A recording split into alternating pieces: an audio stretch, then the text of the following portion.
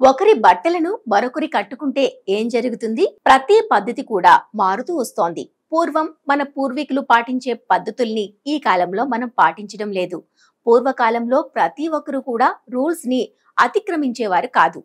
పూర్వకాలంలో ఆచారాలు కూడా ఎక్కువగా ఉండేవి. పెద్దలు ఏం చెప్తే అదే పిల్లలు వినేవారు. అయితే ఇప్పుడు కాలం మారిపోయింది.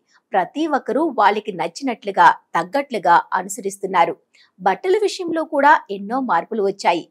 బట్టలు కట్టుకునే విధానం మొదలు బట్టల్ని ఒకరికొకరు మార్చుకునేదాకా చాలా కొత్త కొత్త పద్ధతులను ఎవరికి నచ్చినట్లు వాళ్ళు అనుసరిస్తున్నారు. అయితే ఒక్కొక్కసారి మన బట్టలను మనం ఇతరులకు ఇస్తూ ఉంటాం. సాధారణంగా ఎవరికైనా నచ్చినా లేదంటే మనం వారికి అవసరమైన బట్టల్ని ఇస్తూ ఉంటాం. అయితే ఒకరి బట్టలను మరొకరు వేసుకోవడం వలన ఏం జరుగుతుంది అనేది ఇప్పుడు తెలుసుకుందాం.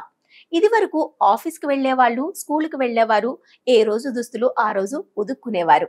ఓ రోజు వేసుకున్న బట్టలను మరొక రోజు వేసుకునేవారు కాదు.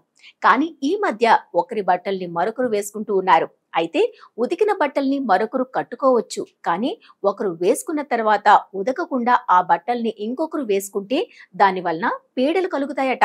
మానవుడి శరీరానికి కొన్ని పాపాలు అంటుకుని ఉంటాయి. తల దువ్వుకున్న తరువాత ఇంట్లో ఆ జుట్టు ఉండకూడదు. ఆ జుట్టు ఉంటే సమస్యలు వస్తాయి. అలానే ఒకరు కట్టుకున్న బట్టలను కూడా మరొకరు ఉదక్కుండా కట్టుకోకూడదు.